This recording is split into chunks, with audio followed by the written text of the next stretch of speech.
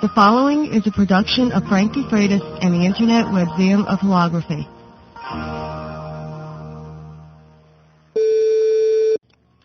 Hello everyone, this is Frank DeFreitas and welcome to another week of HoloTalk for the week of April 12th, 1999. I'm getting a little bit of a late start tonight. It's almost midnight. I took a little bit of time today to update the archive page with more past HoloTalk broadcasts. So if you're interested in hearing some of the past shows that you may have missed over the last few weeks, I think it may go back into February. If you scroll down the HoloTalk page, you will see a link for past HoloTalk shows. And if you click on that link, it will take you to the archive page. Now, I've got shows archived going all the way back to 1997. But I've recently, tonight, updated that entire page with shows going back to February, which weren't archived on a weekly basis, but they're up there now. So if you missed any shows since February, you can go back to the past HoloTalk page and catch up on what's been happening. This week, as I mentioned last week when we had the guest Alan Rohde, I wanted to take a little bit of time to talk about the test that I did here with the 15 milliwatt laser diode. And this test worked out really well, and unfortunately I have not had a chance to shoot another hologram this week with it. In fact, I wanted to do an 8x10. I have one 8x10 plate left, but I'm going to hold off with that because next week, I believe on the 15th or 16th is the delivery date on this, I'm getting a 35 milliwatt diode coming in, and if that proves to be successful shooting a small 4x5 inch hologram, then I may use the 35 milliwatt to shoot the 8x10. But in any case, I want to just give a little quick rundown this week on this 15 milliwatt laser diode. Now, once you get up into the powers of 15 milliwatt with helium neon lasers, it gives you the capability of doing some very nice creative work. The 5 milliwatt helium neon lasers are great for the classroom. They're great to start out with holography. I know there's a ton of things that you can do with a 5 milliwatt. My first 5 milliwatt that I had, I was actually doing multiple color reflection holograms using triethanolamine on 4x5 inch AGFA plates back in the early 80s. So there's a lot of things you can do with a 4x5.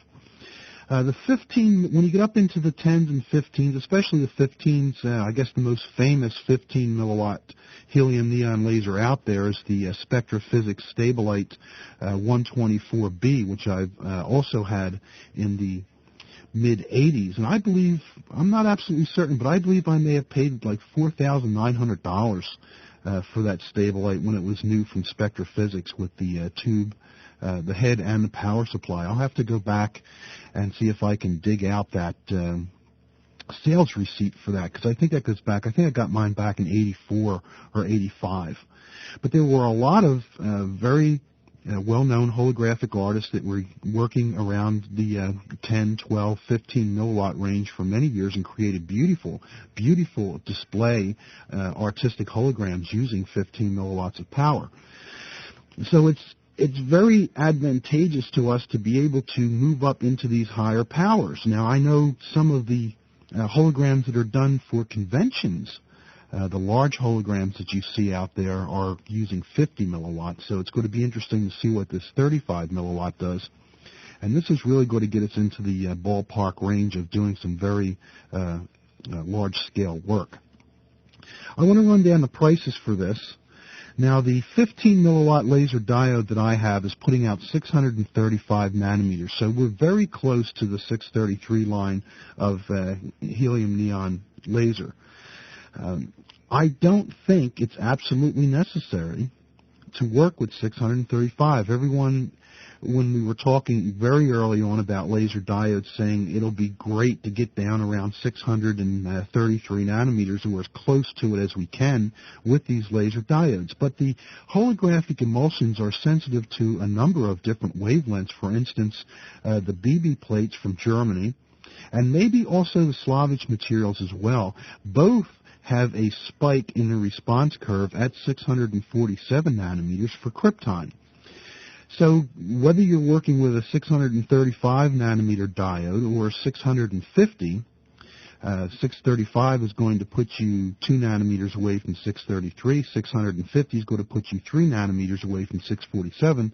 So you're in the ballpark for both of those. The main difference is what you're going to pay for the diode. Now, this 15 milliwatt 635 nanometer diode was $550 assembled. Now, the same amount of power, you're going to be able to do the same size holograms, you're going to get the same type of response for a 650 nanometer diode. Let me run down some of these prices for you just to, because I know someone's going to hear $550 and they're going to think, well, that's just putting us right back where we were before, where people couldn't afford the higher powered. And $550 is a big chunk for some people, especially if you're doing this as an amateur or hobbyist. That's a big chunk. So let's take a look at this. Now, say, for instance, that you want to put your own laser diode module together. Here's what it's going to break down to for 15 milliwatts of power at 650 nanometers.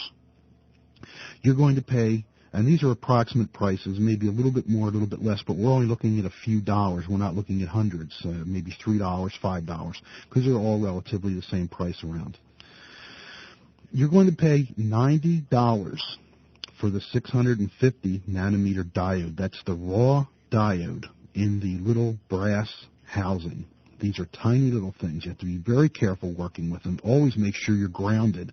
The slightest touch of static on a raw diode will absolutely fry it. Don't even think about 5 volts or anything like that. You're just you walking across the carpet and picking it up, you're going to fry it. So you have to be very careful if you're doing this. I just wanted to put that in there. $90 for the actual diode. Now, on top of that, you're going to need a driver. Now, the diode's going to have to be, it's either soldered to the driver, or some of the drivers have little receptacles, or what we call females, that you can plug the male end of the diodes into right on the chip itself. So that's going to run you $30. You're going to pay $9 for a collimating lens to go into the housing, excuse me, and $20 for the actual housing itself. Now add that up, you've got 90, 30, 9, and 20, and you're going to pay $149 for a 15 milliwatt 650 nanometer diode.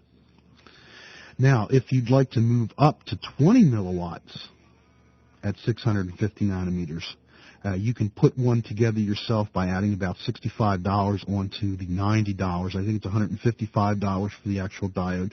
So you're looking at $214 for 20 milliwatts at 650. That's a nice piece, too. Now, you can also get these assembled if you've got a little bit more cash to spend. And I'm not selling these. I'm just trying to give people an idea of what we can do and at what price, because I'm comparing this to the $550 that was paid for the 635 nanometer 15 milliwatt. So you're comparing $149 to $550, and you're still getting the same amount of power, and your emulsion is still going to be just as responsive because it has that spike right there at 647 nanometers for krypton. Now, if you want these already assembled, you're looking at, let's see, I have it all written down here. I'm shooting this from the hip because, like I had said, it's almost midnight, and I don't want to go over too long with this, but assembled, you're looking at $185 for the 15 milliwatt 650, and you're looking at $245 for the 20 milliwatt. That means that diode module is going to come already assembled in the housing, the brass housing. It's going to have the collimating lens. It's going to have the laser diode. It's going to have 2 pigtail wires coming out of it where you just hook a couple batteries up to it and run it. I did not have any luck running it off of the general power supply. Now, I had someone send me an email saying that, I think they misunderstood the web page that I put up, meaning that I was running it off of one of those drivers that you just plug into the wall. No, this is a very high-quality, regulated switching DC power supply from Power General, and I did not get one image running that diode module off of that power supply, and I was just doing everything as normal. We think possibly that the AC current going into these power supplies has to be very, very clean. So we're going to put a scope on the AC power here in the studio and find out if there's a lot of noise in there. You can't have a lot of noise. So it looks like the batteries are the best bet. And I also picked something up that I'm experimenting with. Do this at your risk anytime we're working with this power stuff. But at Radio Shack, there's something on sale right now until May 1st, and it's called a portable CD power pack. Now, it's running at half price for $19.99, and it provides up to 20 hours runtime for CDs that use 2 AA batteries. And you can charge this up to 500 times. So I've been using it, and it looks pretty good. It'll put out, I think I measured it at 4.18 volts when it was fully charged, and I just ran it until the diode actually just went out. But you can charge it up to 500 times. So this may save you a lot of money on batteries as well. And the number for that is 23-505. That's stock number 23-505, portable CD power pack. And it's actually a little lead-acid battery, and it's the size of a CD case. That's the size. It's very thin. If you've got a CD case sitting there, take a look at it. This battery's the exact same size. And I've been running the Infinitor 200 off of that with very good results so far. So there you have it, folks. There's a little bit of an update on the 15 milliwatt. If you'd like to move up in power a little bit and you've been working with a 5 milliwatt laser pointer, you can see that it's, I don't want to say inexpensive because that's a relative word for most people. I don't want to assume that sitting here saying $149 is inexpensive for some people, because I know raising a family myself with 3 kids who are now grown, but I can remember the day when if I had $149, it was going to go for sneakers. It wasn't going to go for a laser diode. So that is relative to you, but it's very inexpensive considering what you would have paid for a 15 milliwatt Heaney laser, and also what you would pay for even a used 15 milliwatt Heaney laser. It's a great opportunity to move up. And like I had mentioned, next week I will be getting in the 35 milliwatt diode, and I'm very, very excited to get in the lab and start working with that, as you can imagine. And from there, who knows where it's going to go, but we're going to continue building this and see where we can take it, and take it one step at a time, small power increments, and work with it and see how it works. And who knows? We could really be into some really interesting stuff here. So I want to thank you for tuning in.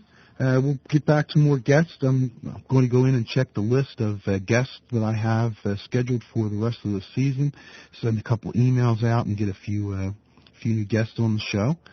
And don't forget, if you'd like to check out the HoloTalk past broadcast, just scroll down the HoloTalk page and click on that link, and it will take you to an archive of previous broadcasts going all the way back to 1997. So thank you very much for tuning in this week and every week. I hope you continue to come back for news and information and guests concerning the fields of lasers and holography right here on the Internet with HoloTalk, the Internet's laser and holography talk show. This is Frank DeFreitas. Thank you for tuning in, and I'll see you next week. Would you like to make your own one-of-a-kind hologram and learn how you can start making holograms on your own at the same time? You can do this and much more by attending one of Frank DeFreitas' holography workshops. From beginner to advanced, Frank's got a workshop that's just right for you. From single afternoon, evening, or weekend introductory workshops to Wednesday evening, 5-week complete courses. And don't forget his newest workshop, Laser Pointer Holography. Located just off the northeast extension of the Pennsylvania Turnpike and Interstate 78, the studio is a quick, non-stop drive from the New York, Philadelphia, and Baltimore, Washington, D.C. areas. For more information, call the studio's toll-free hotline at 1-800-458-3525 and begin your own journey with holography today. That's 1-800-458-3525 for more information on attending a Frank DeFreitas holography workshop today.